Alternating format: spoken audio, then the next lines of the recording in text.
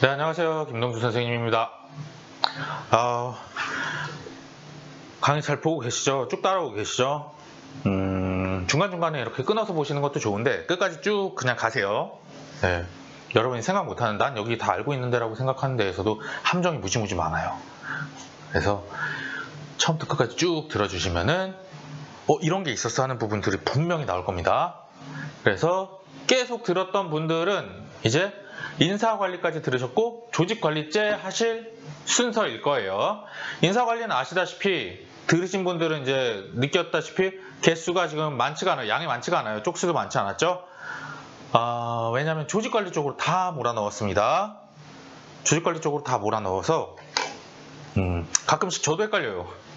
이게 인사관리 쪽에 있나? 막 이렇게 보다가, 왜냐면 인사관리랑 두 개가 겹치는 게 많아서, 그래서 한쪽으로 몰아넣어서 이건 양이 좀 됩니다. 그래서 일단은 개인에 대한 이론을 좀 다룰 건데요. 조직 구성원 개인에 대한 이론이 있고요. 조직 자체에 대한 이론이 있고요. 뭐 이런 식으로 이론이 갈려요. 여러 가지로 카테고리가 좀 심화되어 있는데 개인에 대한 이론을 좀 할 겁니다. 그리고 동기부여가 양이 엄청 많습니다. 동기부여가 양이 많아가지고 따로 뺐어요. 이번 시간에는 의사결정까지만 할 겁니다. 그래서 가능하면 조금 빨리 쫙쫙쫙쫙 나가서 끝내보는 걸 목표로 하겠습니다. 자, 구성원 개인에 대한 거니까 개인의 성격, 가치관, 지각 이런 부분들에 대해서 일단 이야기를 할 거예요. 조직 구성원 개인은 어떻게 자극을 해서 일을 하게 만들 것인가에 대한 이야기니까요. 성격부터 한번 보도록 하겠습니다. 조직 구성원의 성격까지 봐야 돼요. 조직 이론에서 이 사람을 일을 열심히 하게 해서 조직의 성과를 내기 위해서는 조직 안의 성격을 파악해서 이에 맞는 직군을 맡겨야지 성과가 극대화됩니다. 그리고 그와 관련해서 자주 좀 덜 나오긴 하는데요. 나오면 모르면 그냥 박살나는 거. 슈나이더의 유인 퇴출 이론이라고도 하고요. ASA 이론이라고도 해요. Attraction, Selection, Attrition이라고 그러는데요. 아싸 이론입니다. 아웃사이더 이론이에요. 전 ASA라고 해서 그냥 아싸라고 하거든요. 뭐냐면 비슷한 개개인의 성격이 모여서 조직 전체의 성격이 형성이 됩니다. 사람들이 한 이렇게 4명, 5명 이렇게 모여요. 이러면요, 조직의 성격이 나와요. 끼리끼리 논다고 하잖아요. 끼리끼리 놉니다. 술 좋아하는 사람끼리 모이고요. 저도 그래요. 저 술을 안 좋아하니까 술을 잘 못 먹어요. 그러다 보니까 제 주변 사람들은 점점 모이면 콜라 먹어요. 막 딸기 우유 먹으면서 밤새면서 막 얘기하고 그러거든요. 여기 술 좋아하는 사람이 들어오죠. 이런 개개인 딸기 우유쟁이들이 모여가지고 조직이 만들어지면요, 그 다음에 술 좋아하는 인간이 들어오죠. 그럼 컬처 쇼크를 느끼고 나갑니다. 뭐야 이거 밤새는데 딸기 우유 먹고 있어? 술 왜 안 먹지? 이러면 막 다 수줍게 웃으면서 저희는 술 못 먹어요 막 이러고 있는 거예요. 그럼 그냥 나갑니다. 이게 유인 퇴출 이론입니다. 비슷한 개개인의 성격이 모여서 조직 전체의 성격이 나옵니다. 그리고 조직 전체의 성격이 나오면요, 비슷한 성격의 사람들은 조직의 매력을 느껴서 들어올 수 있지만 다른 성격의 사람들은 적응을 하지 못하고 퇴출된다는 겁니다. 그래서 유인 퇴출 이론. 성격 안 맞는 사람들은 아싸돼서 나간다는 소리입니다. 그게 ASA 이론이에요. 그 다음에 이제부터는 많이 나오는 겁니다. 내재론자, 외재론자 두 개 구분하고요. 성격 유형입니다. A형 성격, B형 성격으로 나오고 마키아벨리즘에 대한 얘기가 나옵니다. 구분하셔야 돼요. 내재론자는요, 뭐냐면요, 내 운명을 개척하는 힘은 내 안에 내재되어 있다라는 거예요. 외재론자는 뭐냐면요, 이런 거예요. 망했어. 이건 어떻게 할 수가 없어. 인생 끝났어. 하늘에서 뭐라도 이렇게 돈이라도 떨어지지 않으면 안 돼. 이런 사람들. 외재론자예요. 비관론자가 아니라 그냥 방금 얘기한 건 꼭 비관론자 같은 그런 의미가 아니라 내가 내 스스로 하는 게 아니라 외부에 의해서 영향을 미치는 거다. 약간 운적인 요소도 많이 작용한다. 외부에 영향을 많이 받는다라고 생각하는 게 외재론자입니다. 네. 아무래도 내재론자가 좀 더 이렇게 뭐랄까, 좀 공격적으로 뭔가를 할 수 있겠죠. 네. 그래서 내재론자와 외재론자로 구분이 되고요. A형 성격과 B형 성격이 있습니다. A형 성격은요, 이거 혈액형 가지고 생각하면 완전 박살납니다. 혈액형으로 생각하면 A형 막 수줍고 막 이런 거잖아. 막 조용하고 소심하고. 아니에요. A형 성격은요, 타입 A는 성취욕이 강한 친구들이에요. 성취욕이 강하고 남의 성취에 대해서도 되게 민감하고요. 얘는 이렇게 보시면 돼요. 무조건 A 등급을 받아야 돼요. 그리고 B형 성격은 아니에요. B도 오케이. 이게 B형 성격입니다. 그렇게 보셔야 돼요. 무조건 A 맞아야 돼. 열심히 해야 되고. 그리고 B형 성격은 타인의 성취에 대해서도 살짝 무관심한 편이에요. 뭐 잘했네 뭐 이런 거. 그럼 또 사람들이 이렇게 생각해요. 이게요, A형 성격이 그럼 좋다고만 생각할 수도 있는데요. A형 성격은요, 무리수를 줄 수 있습니다. 그래서 A형 성격이 무조건 좋다고 생각하시면 안 돼요. B형 성격은요, 잔잔하게 진득하니 그냥 하면서 실적에 대한 막 너무 욕심으로 막 무리수도 해야 되지 않는 이런 것들 있죠. 꾸준히 해주면 좋은 거. 이런 일을 할 때 되게 적합해요. 그래서 뭐가 더 좋다라는 생각을 가지시면 안 됩니다, 여러분은.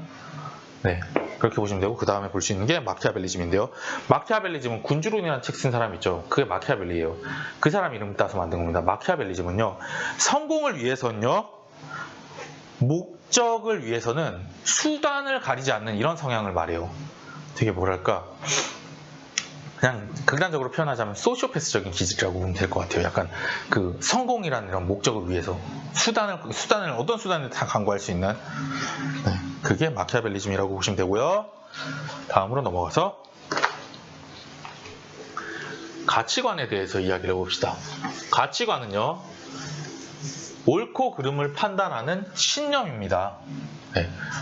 이게 왜 가치관을 이야기를 하는 이유는요, 이 사람의 가치관을 알아야지 비슷한 가치관의 사람들끼리 모이거나 아니면 가치관에 맞는 직무를 주거나 이런 것들이 있어요. 그리고 이 가치관을 통해서 태도, 어떤 행동에 대해서, 상황에 대해서 태도를 형성을 해요. 난 이런 가치관을 갖고 있기 때문에 이 사건이 일어나면은 이런 태도를 보인다. 내가 좋다, 나쁘다라는 이런 태도를 가지게 되는 겁니다. 네. 그리고 제가 이걸 왜 말씀드리냐면요, 가끔씩 옳고 그름을 판단하는 신념은 뭐 태도이다, 뭐 이런 식으로 나올 때도 있거든요. 정말 네, 별게 다 나옵니다. 그래서 말씀드렸어요. 그 다음 지각은요, 인지하는 거예요. 인지. 네. 어떤 현상이나 자극에 대해서 인지하는 거고요. 사람마다 지각하는 게 다 달라요. 네. 딱 어떤 일이 벌어지면요, 귀인 이론에 대해서 이야기가 나왔으니까, 귀인은 원인을 누구인가에게 귀책시키는 거예요. 소속시키는 거예요. 어디에 원인이 있는지. 이런 일이 벌어지면, 아, 이건 저것 때문이야. 이런 일이 벌어지면 저것 때문이야. 이렇게 지각을 하는 거예요. 인지를 하는 거예요. 뭐 그런 거 있잖아요. 물이 컵에 반만큼 있으면 반이나 남았네라고 하는 사람이 있고, 반밖에 없어 라고 하는 사람 있잖아요. 지각입니다, 그게. 네. 그래서 같은 현상에 따라서도 다 다르다는 거 알아두시고요. 귀인 이론에 대해서 말씀드리자면요, 양거로 1번, 2번은 그냥 간단하게 설명 나온 거라서 건너뛰셔도 됩니다. 한번 읽어보세요. 건너뛰는 게 아니라. 책 없는 사람들은 두 가지가 있어요. 그냥 넘어가거나요, 책을 사세요.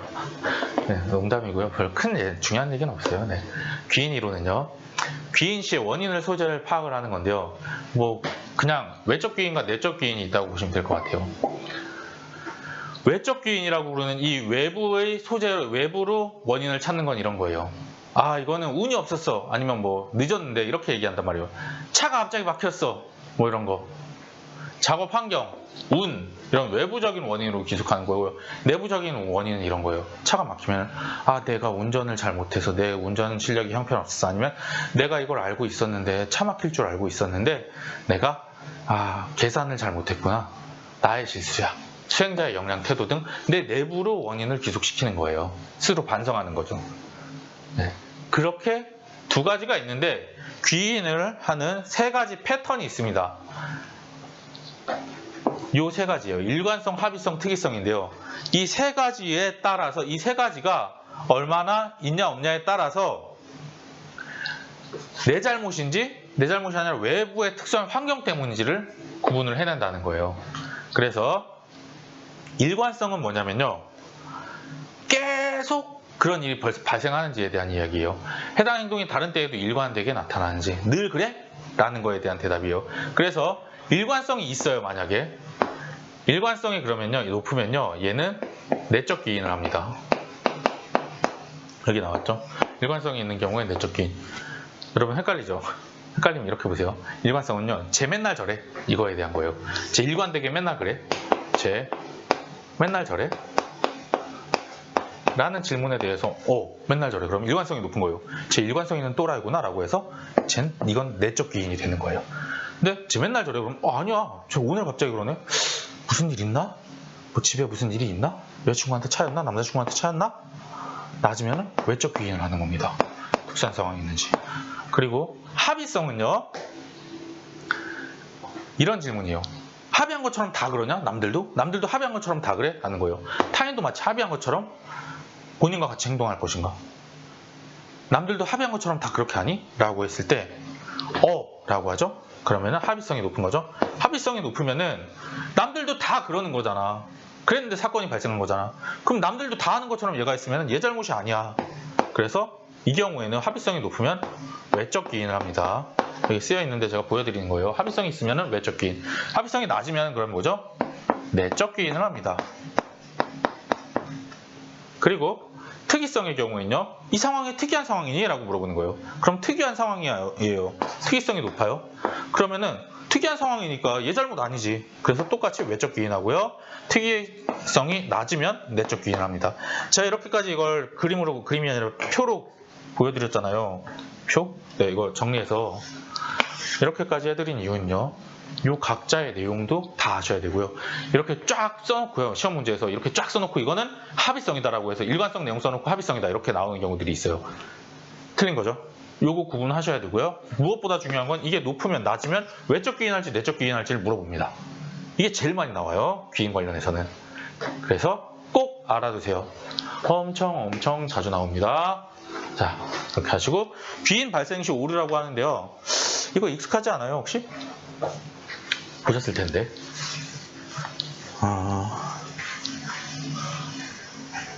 이거 인사 쪽 할 때 봤던 거죠. 제가 이거 자주 나온다고 그랬죠. 다른 데에서도. 인사 쪽에서 했던 거니까 좀 넘어가도록 할게요. 관대하, 경하고 가혹하, 중심하고 상동적, 후광, 대비, 근접 다 했잖아요. 네, 그리고 피그말리온 효과라 그래서 자기실현적 예언이라는 게 있어요. 이거는 내가 이런 거예요.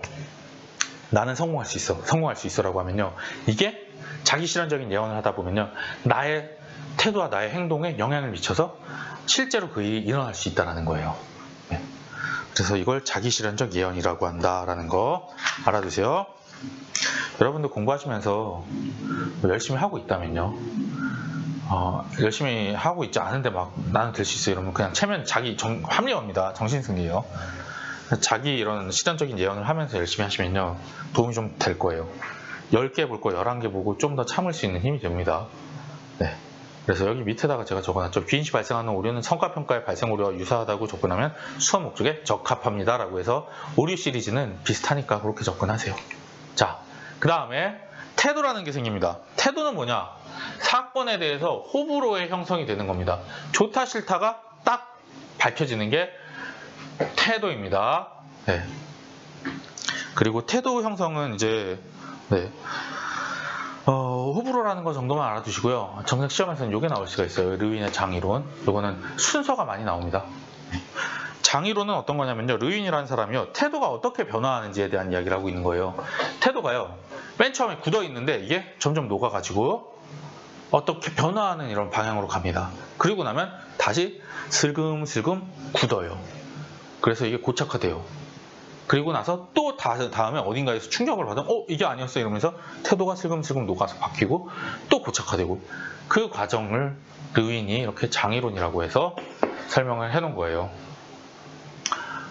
해빙은요, 변화에 대해서 녹는 거잖아요. 해빙은 변화에 대해서 불안감을 극복하고 뭔가 문제가 있다는 걸 인식해서 3자 입장에서 객관적으로 바라보게 되는 겁니다.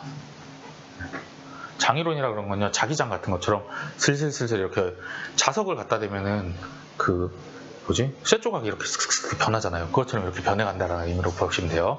그 다음 변화. 이제 녹고 나면 변화합니다. 새로운 태도가 형성되는 거예요. 네. 그리고 이 변화 과정은요, 3단계로 나뉩니다. 첫 번째로 수능을 합니다. 조직 규범에 이제 수능을 하게 되는 거예요. 내가 이게 확신은 없지만 일단 그런가 이러면서 이제 규범을 수능하기 시작하는 거 있죠. 그 다음에 조직하고 동의를 하는 거예요. 이제 맞아, 이게 맞는 것 같아 라고 해서 이제 막 스스로가 동화가 되기 시작하고요. 이제 완전히 자기 자신이 받아들여요. 내면화가 됩니다. 조직이 곧 나고 내가 곧 조직이에요. 그래서 이렇게 수능기, 그 다음에 동일화, 그 다음에 내면화, 이렇게 해서 3단계로 구분이 된다는 거 알아두시고요. 그렇게 한 다음에 어떻게 되죠? 내면화가 되고 나면 완전히 또다시 얼어버려요. 재동결이 됩니다. 그 이후에 다시 해빙기를 거친다는 거예요. 네, 그렇게 보시면 되고요. 그 다음에 태도 형성에서 이 부분 넣은 이유는 이거예요. 인지부조화. 행동하고 태도가 다른 경우에 이걸 최소화시키기 위해서 태도를 바꾸는 겁니다. 이거는 지문 하나로 나올 가능성이 있어요. 인지부조화는요, 실제로 여기에서 나오지만요, 마케팅에서도 나와요. 이런 거예요. 내가 이걸 원치 않는 행동을 했어요. 원치 않는 행동을 했으면요, 이 행동을 바꿀 수가 없으면 내 마음을 바꾸는 거예요. 예를 들면 이런 거예요. 내가 나도 모르게 난 원래 이걸 싫어했는데 내가 이걸 사버렸어 일단. 그러면은 이거 환불할 수가 없게 된 거예요. 그럼 정신승리가 하는 거야. 난 사실 이걸 좋아했어 이러면서. 그래서 행동과 태도가 다른 경우에 최소화시키기 위해 태도를 바꾸는 겁니다. 내가 이걸 싫어하는데 샀어. 근데 환불이 안 돼. 그러면 이걸 좋아하는 것처럼 정신승리하는 거죠. 그게 인지부조화 이론이라는 거 알아두시면 됩니다. 그 다음에 조직몰입에 대해서는 직무만족은 직무에 대해서 만족을 느끼는 거였죠. 제가 말씀드렸다시피 아까 조직몰입은 조직에 내가 막 몰입해서 동일시 여기는 거예요. 조직과 내가 동일시 되는 거거든요. 근데 조직몰입의 정의를 물어보는 경우는 잘 없어요.